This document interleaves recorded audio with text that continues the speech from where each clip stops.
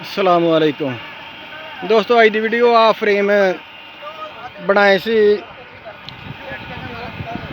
आ देखो आ थले पिलर किते आ ते जेडे अगे थोड़े नाल वीडियो शेयर की सी ते आ फ्रेम माशाल्लाह पक्के हो गए। हुण उत्ते इस तरह टी बना के ते आ जंगला लाता, इत्थों वैल्ड हो जाने आ। फिर ऐदार छोटे दार ला के है ना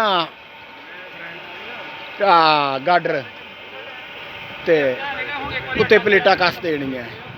आ जेड़ा फ्रेम आ देखो आ बुश बनाता वा, बुश इहदे विच फ्री आ। इस तरह इन्हें घूमना वा बिच ते हले वैल्ड नहीं होए ने ते तुहानूं दिखा दिंदा घुमा के। इन्हें इस तरह विच घूमना वा ते ये जेड़ा फ्रेम है माशाल्लाह बहुत मजबूत आ बनना है। आ जेड़ा गाडर आ 30 फुट का ऐदार गाडर आ। एक जेड़ा एक एक किन्ने दा बनना वा, किन्नियां प्लेटां दा एक बनना फ्रेम?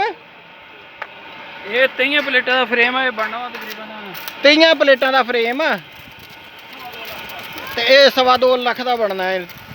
23 प्लेटां दा तकरीबन 7-8 हज़ार 7.5 हज़ार खर्च, 7.5 हज़ार इहदा खर्च आना वा। ते आ माशाल्लाह इंजीनियर गुलाम मुस्तफा आया है, इहदी रहनमाई नाल यह सारा काम होण दिया वा।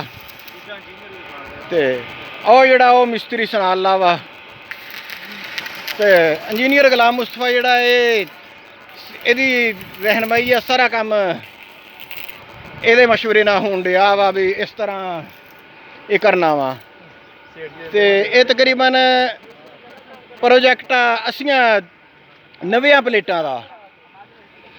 आ देखो